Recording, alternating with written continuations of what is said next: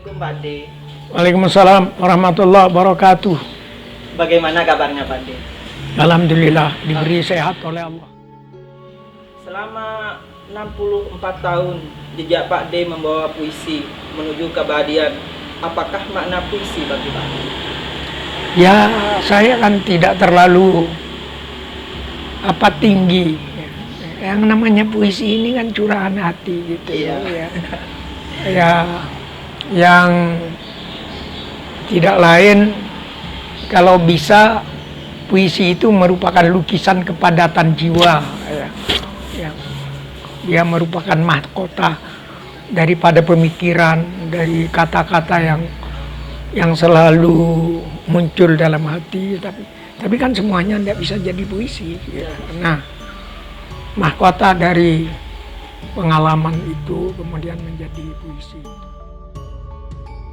Ya, puisi itu ungkapan pikiran dan perasaan tentang suatu hal. Misalnya ada persoalan A, saya tulis.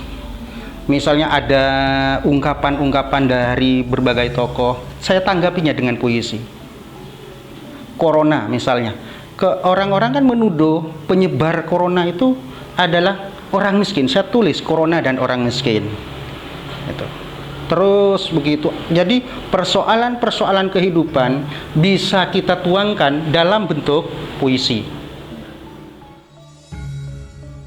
Puisi yang bagus itu seperti sudah tak bisa dirumuskan. Dia menjadi sebuah totalitas baik, menyenangkan, menggetarkan, berikan inspirasi, menyenangkan, kemudian membuat kita terkenang-kenang dan sebagainya itu. Jadi kalau sudah bagus itu sudah sama halnya melihat perempuan cantik, tidak perlu diurus matanya kayak apa, hidungnya kayak apa, bibirnya kayak apa.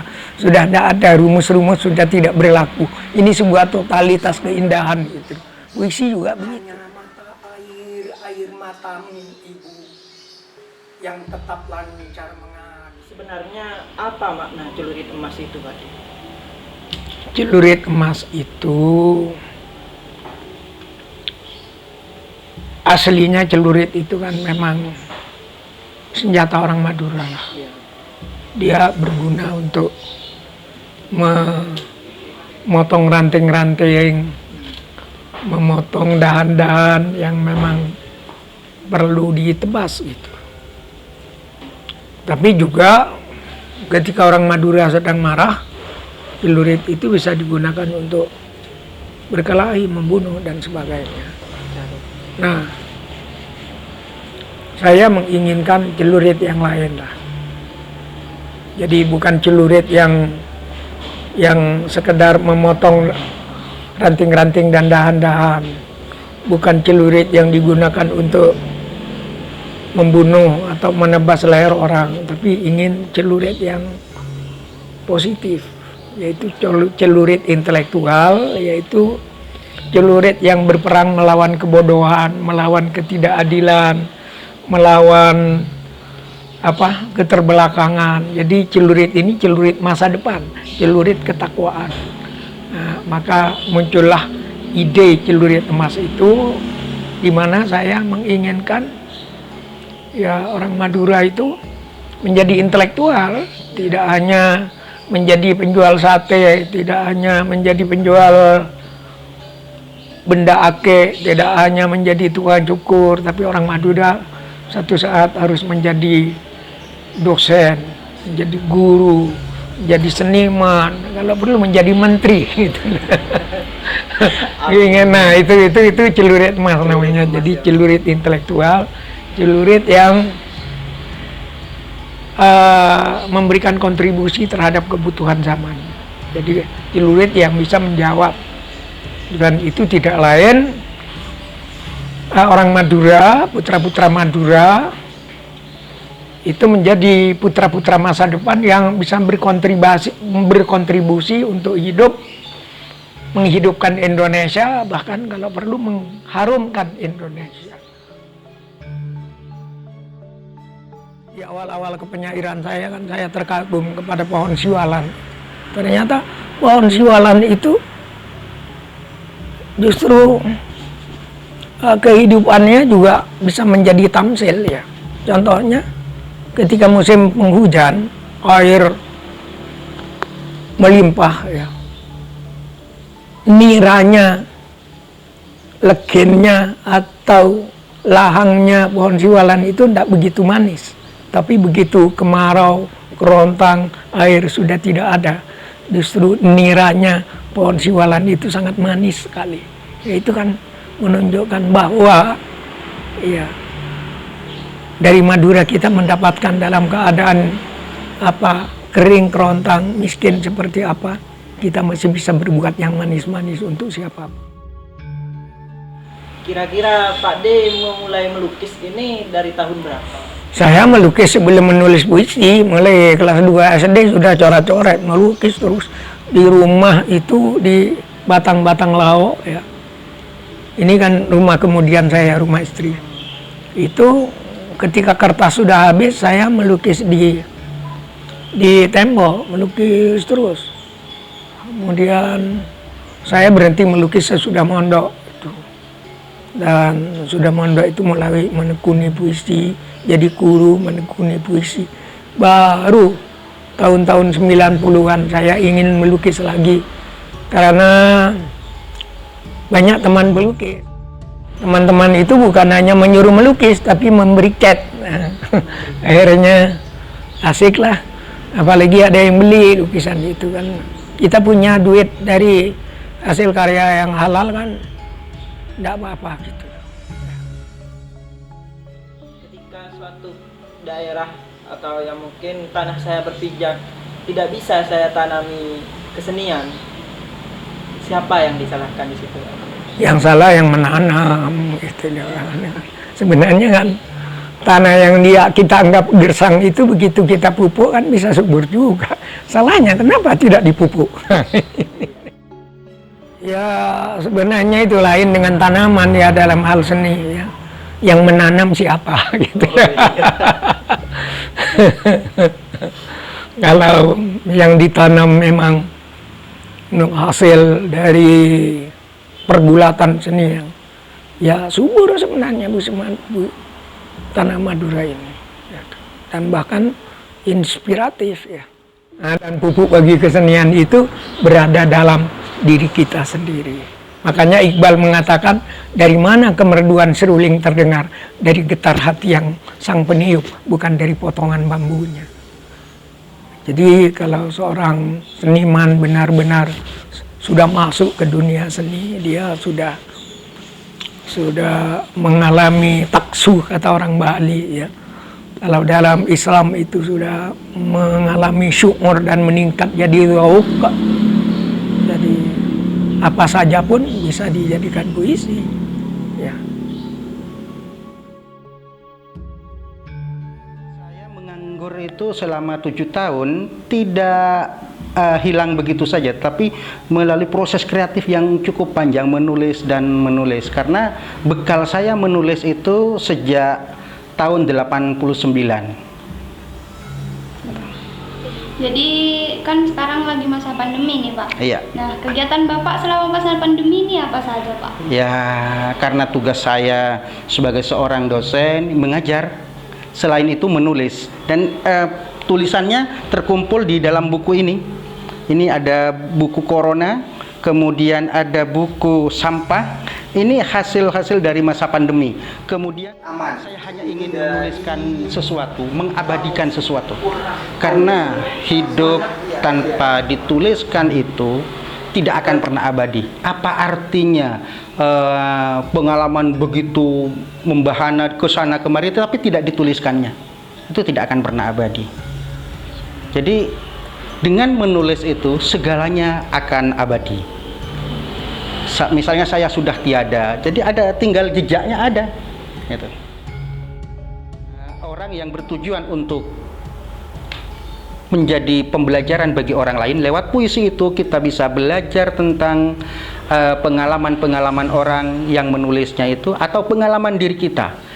Ada juga puisi yang dinamakan dengan puisi kamar, itu puisi yang hanya untuk dikonsumsi sendiri, dan itu menurut pendapat saya kurang bagus. Karena apa? Karena pengalaman-pengalaman yang dihasilkan oleh seorang penulis itu tidak bisa dibacakan oleh orang lain.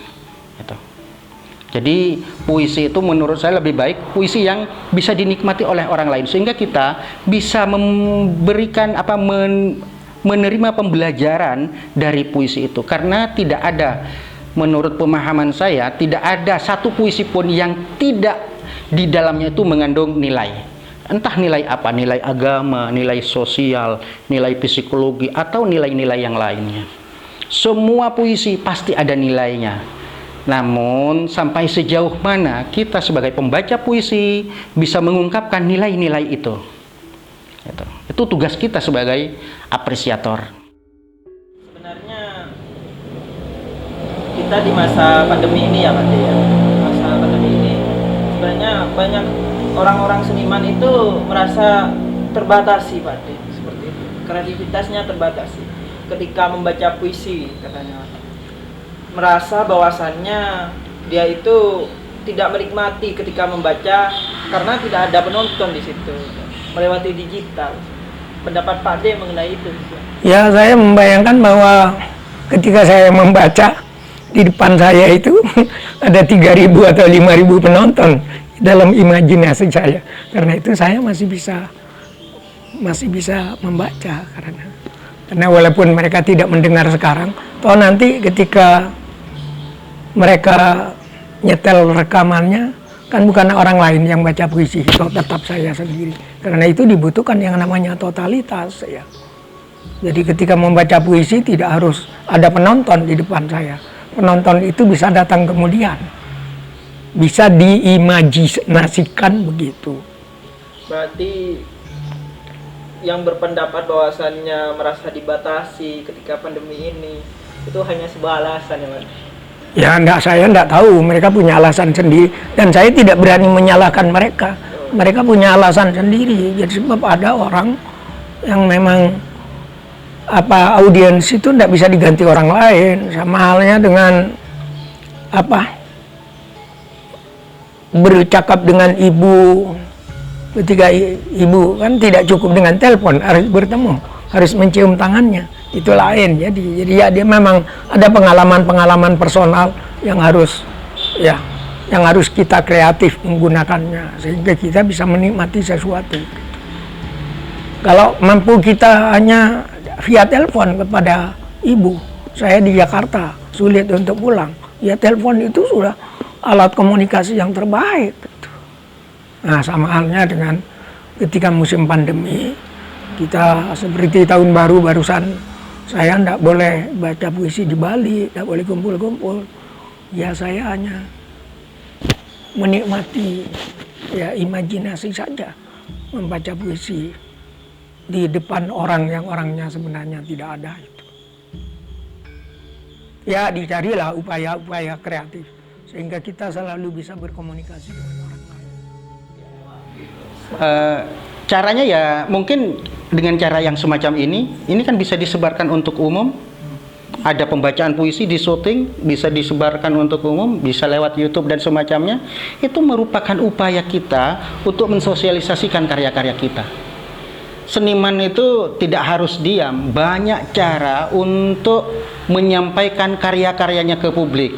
Apalagi sekarang sudah zamannya ya era teknologi semacam ini. Itu sangat membantu kita untuk menyampaikan pikiran dan perasaan kita. Sawawi Imron boleh menulis puisi yang jelek, tapi anaknya ibu saya tidak boleh menulis puisi. Jadi ketika saya dipanggil untuk menerima hadiah sastra itu, saya tampil ke depan bukan sebagai Sawawi Imron. Ini anaknya ibu saya. Wah, saya menangis waktu itu. Saya bahagia sangat itu. Karena anak ibu saya tidak sia-sia lah menulis puisi. Masih ada orang yang menghargai. Itu antara lain. Kalau berbicara sosok ibu ya Pak D, seperti apa beliau Pak D? Ya gimana, adakah orang yang lebih berjasa kepada kita daripada ibunda kita? Kita dikandung 9 bulan ya, kemudian melahirkan tiap malam, kita disusui, kemudian digendong, dinyanyikan, kemudian kencing di pangkuan ibu, ibu tidak marah, mengeluarkan kotoran, ibu tidak jijik. Kemudian sampai besar dengan bapak, diberi makan sampai dewasa. Berapa ton beras yang diberikan oleh ibunda dan ayah Anda kepada saya. Makanya kalau ada utang yang tak mampu aku bayar, hutangku padamu, wahai ibunda. Kalau ada utang yang tak mampu aku bayar, hutangku padamu, wahai ayah Anda. Hingga saya dalam salah satu puisi saya, ya, ibu itu maha pahlawan.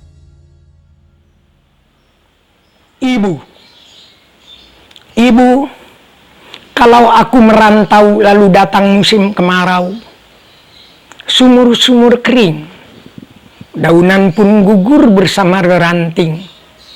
Hanya mata air matamu, ibu, yang tetap lancar mengalir. Kalau aku merantau, sedap kopior susumu dan ronta kenakalanku. Di hati ada mayang siwalan memutikkan sari-sari kerinduan. Karena hutangku padamu, ibu, tak kuasa ku bayar. Ibu adalah gua pertapaanku. Dan ibulah yang meletakkan aku di sini saat bunga kembang menyemerbak bau sayang. Ibu menunjuk ke langit, kemudian ke bumi. Aku mengangguk meskipun kurang mengerti. Ibu, bila kasihmu ibarat samudra, sempit lautan teduh, tempatku mandi, mencuci lumut pada diri, tempatku berlayar, menebar pukat dan melempar sauh. Lokan-lokan, mutiara, dan kembang laut semua bagiku. Ibu, kalau aku ikut ujian lalu ditanya tentang pahlawan, kalau aku ikut ujian lalu ditanya tentang pahlawan, kalau aku ikut ujian lalu ditanya tentang pahlawan, namamu, ibu, yang akan kusebut paling dahulu, lantaran aku tahu engkau ibu dan aku anakmu. Kalau aku berlayar lalu datang angin sakal, Tuhan yang ibu tunjukkan sudah ku kenal. Ibulah itu, bidadari yang berselendang biang lala, sesekali datang padaku, menyuruhku menulis langit biru dengan sajakku. Saya tidak menulis puisi kalau hal itu tidak benar-benar menggetarkan kalbu saya. Jadi yang saya tulis itu benar-benar sesuatu yang menggetarkan, walaupun untuk orang lain tidak mungkin ya. Karena saya juga mendapat inspirasi dari Iqbal dalam salah satu puisinya. Iqbal itu mengatakan, dari mana kemerduan seruling terdengar? Dari getar hati sang peniup, bukan dari potongan bambunya. Jadi getar hati melihat sesuatu. Seekor semut yang berjalan melewati jembatan yang panjangnya setengah kilo pun. Apa artinya seekor semut lewat jembatan yang panjangnya setengah kilo kan? Dan berapa menit atau berapa jam dia akan sampai. Tapi saya perhatikan itu, bahwa semut itu sendirian menyeberangi jembatan itu sebenarnya sebuah perjuangan. Sama halnya dengan saya juga di desa kecil namanya Batang-Batang, itu untuk ke Jakarta, untuk ke Singapura, untuk ke Brunei, untuk ke Bangladesh, ke Israel, ke Belanda, ke Amsterdam, ke negara-negara saya kunjungi, kan tidak mudah juga. Mungkin sama seekor semut itu ya saya sendirilah gitu. Karena itu kita perhatikan semua orang yang berjuang, yang tidak ingin hidupnya tersia-sia. Jadi sebenarnya menulis itu menolak hidup yang sia-sia. Paling tidak kita menuliskan sesuatu yang berarti bagi diri sendiri. Jadi puisi itu mulanya hanya untuk dibaca sendiri. Soal kemudian diketik, kemudian diterbitkan, ada orang yang mau menerbitkan, kemudian ada orang senang, ya akibat karena kita menyampaikan satu kejujuran, saya kira itu. Dan selain itu juga sebagai anak ibu, orang yang dilahirkan ibu, yang tidak boleh lahir ke dunia itu sia-sia. Jadi kira-kira kalau saya menulis puisi yang tidak berarti, itu kan kasihan ibu yang melahirkan saya. Jadi kalau ada puisi saya yang jelek, itu yang menulis Zawawi Imron, bukan anaknya ibu. Jadi karena itu nikmat ya, menjadi anaknya ibu sesuatu yang menikmatkan ya. Itu perlu, bahwa ibu itu mengandung saya 9 bulan, membesarkan sampai dewasa, sampai kawin, itu agar tak sia-sia itu. Ya kita harus bikin sesuatu yang berarti. Ya, bikin puisi yang berarti lah. Dan ternyata puisi yang saya bikin itu bisa membuat saya bisa berkeliling ke negeri orang. Kalau orang tidak menganggap puisi itu berarti, buat apa ngundang saya, membiayai sampai naik pesawat lebih dari 1.500 km misalnya dari sampai ke Eropa, kemana-mana itu kan satu penghargaan orang kepada anaknya ibu saya, dan anaknya ibu saya itu berbuat atau menulis sesuatu yang berdasarkan kejujuran estetikanya, kejujuran hati nuraninya, kejujuran keindahan. Karena hidup itu indah. Ada hadis bunyinya, Innallaha jamil yuhibbul jamal. Allah itu maha indah dan Allah sangat menyenangi keindahan. Jadi dengan keindahan itu yang ada di dalam hati, ya, yang kemudian berupa keindahan, kelembutan, kejujuran, persaudaraan, ketentraman, dan sebagainya, dengan kelembutan itu kita menjadi tidak ada waktu untuk membenci orang lain, tidak ada ruang untuk berbicara yang jelek-jelek, untuk menjelek-jelekan orang lain, karena hidup itu butuh ketentraman, persaudaraan, dan tolong menolong. Saya kira itu.